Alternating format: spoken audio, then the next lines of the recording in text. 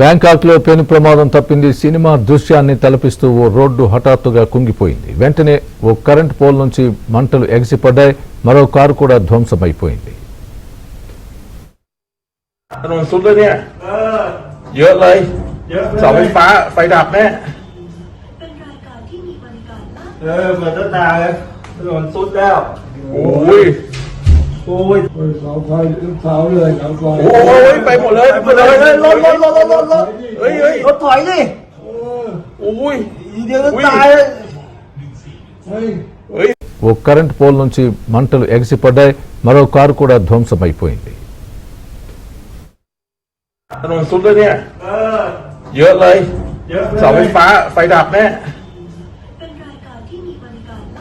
เหมือนจะตายเลยถนนสุดแล้ว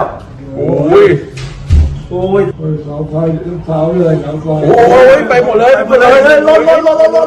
เฮ้ยรถถอยดิโอ้ยเดี๋ยวจะตายเลย